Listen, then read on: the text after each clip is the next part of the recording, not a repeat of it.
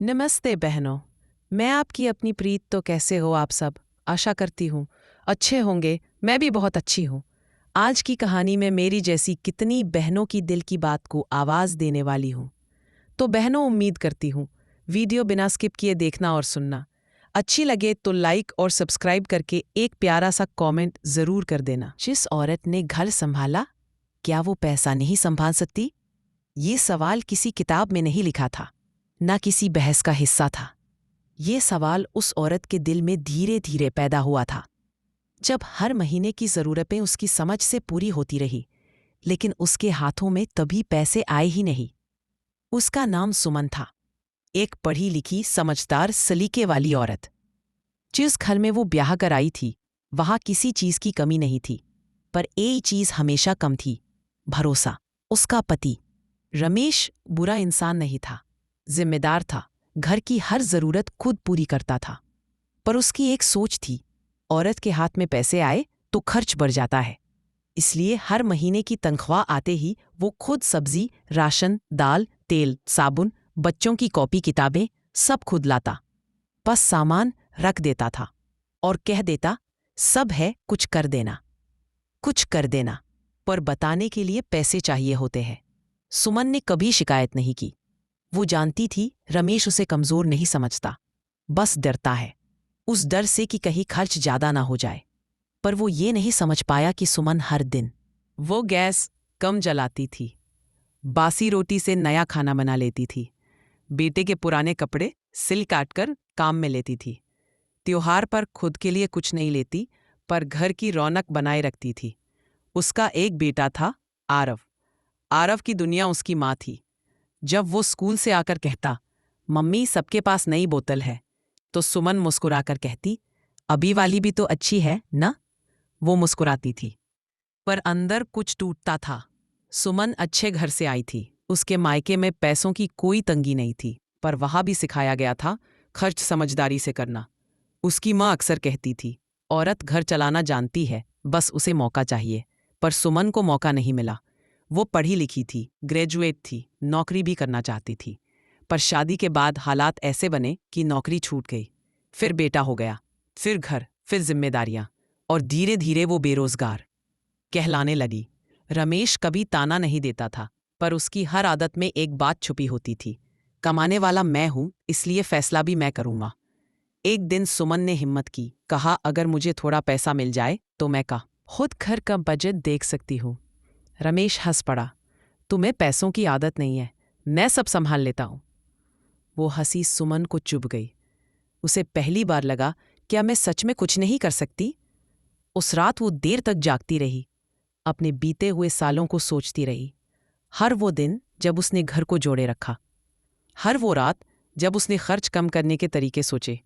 उसे लगा, अगर वो घर संभाल सकती है तो पैसा भी संभाल सकती है, बस उसे मौका चाहिए। अगले दिन से उसने कुछ बदलना शुरू किया, बिना किसी को बताए। वो अपने फ़ोन पर फ्री ऑनलाइन वीडियो देखने लगी, छोटे छोटे कोर्स, पुरानी डिग्री को याद करने लगी। रात को जब सब सो जाते, वो खुद से बातें करती, आज नहीं तो कल मैं कुछ करूंगी। वो सफल नहीं थी, अभी नहीं। कई बार कोशिश नाकाम हुई। कभी इंटरनेट नहीं चला, कभी बेटे की तबीयत खराब हो गई, कभी खुद हिम्मत टूट गई। पर एक चीज नहीं टूटी, उसका इरादा। रमेश को ये सब पता नहीं था। उसे लगता था सुमन बस घर तक सीमित है। एक दिन आरव ने कहा, मम्मी आप काम क्यों नहीं करती? सुमन ने बेटे को सीने से लगा लिया, करूंगी, एक दिन जरूर करूंगी। वो दिन अभी आया नहीं था, पर वो आने वाला था, क्योंकि सुमन अब सवाल नहीं पूछ रही थी, वो जवाब बनने की तैयारी कर रही थी। जिस औरत ने घर संभाला था, वो अब अपनी पहचान संभालने लगी थी, धीरे धीरे, खामोशी से, बिना शोर। क्योंकि उसे साबित नहीं करना था कि वो खर्च नहीं उड़ाएगी, उसे बस ये दिखाना था कि वो संभाल सकती है। और जब वो सफल होगी तो वो किसी को नीचा नहीं दिखाएगी, बस इतना कहेगी। सुमन को अब किसी से बहस नहीं करनी थी, ना साबित करना था कि वो सही है। उसे बस अपने भीतर की उस आवाज़ को सुनना था जो सालों से दबा दी गई थी। सुबह वही होती थी, चूल्हा जलता, चाय बनती, रमेश ऑफिस की तैयारी करता, आरव स्कूल के लिए भागता। सब कुछ वैसा ही था जैसा सालों से चला आ रहा था। पर सुमन बदल रही थी। अब वो हर खर्च को मन ही मन जोड़ने लगी थी। रमेश जो सामान लाता, सुमन उसकी कीमत समझती। कहाँ बचत हो सकती थी, कहाँ ज़रूरत से ज़्यादा आ गया था, सब दिखता था। पर वो कुछ कहती नहीं, क्योंकि उसे पता था जब बिना पूछे राय दी जाती है तो उसे शिकायत समझ लिया जाता है। वो अब रातों को ज़्यादा जागने लगी थी। घर सो जाता, पर सुमन की आंखों में नींद नहीं होती। फ़ोन की हल्की सी रोशनी में वो सीखती। कभी कुछ समझ नहीं आता, कभी लगता ये मुझसे नहीं होगा।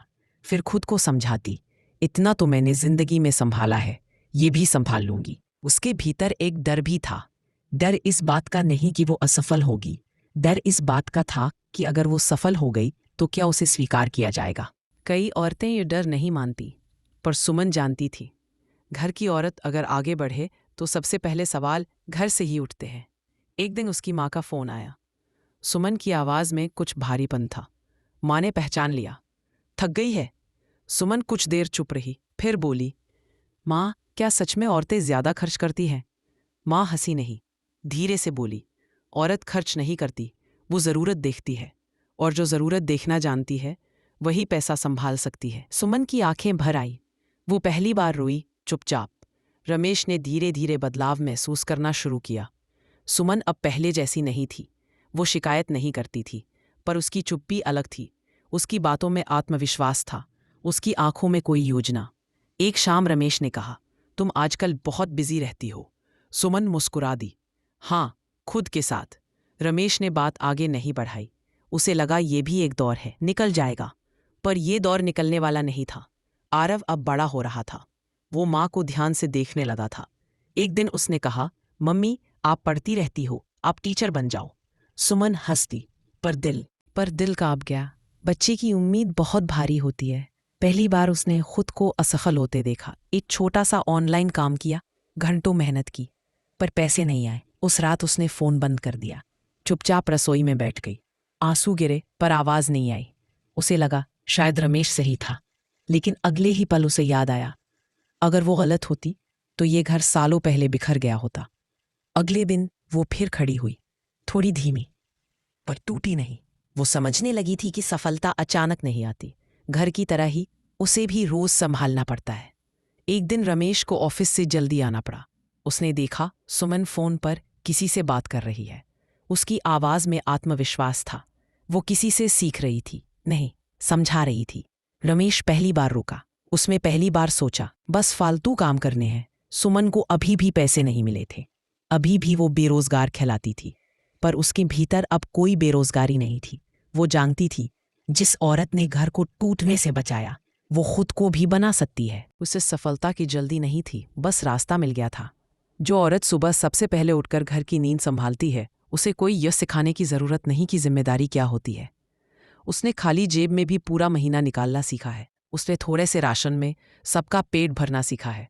वह जानती है कि आज बचाया गया 1 रुपया कल की ढाल बन सकता है।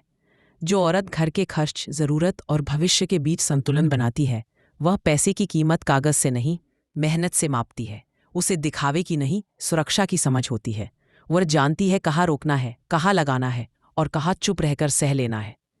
अगर वही औरत पैसे का फैसला करने लगे तो बर्बादी नहीं, स्थिरता आएगी। क्योंकि जिसने रिश्तों को टूटने से बचाया हो, वह दौलत को भी फिसल नहीं देती। मेरी प्यारी बहनों, उठो। हम घर बिखरना नहीं, संभालना जानते हैं। हम कमाई से ज़्यादा खर्चा करना नहीं जानते। कुछ आदमी अपनी ईगो में भूल जाते हैं कि हम एक गृहिणी है, एक रियल फाइटर हर मुश्किल टाइम में सब संभालना जानती है। बस मेरा कहना यही कि कुछ टाइम अपने लिए भी निकालो और कुछ ना कुछ करो, अपने आत्मसम्मान के लिए। तो बहनों, कल फिर आऊँगी।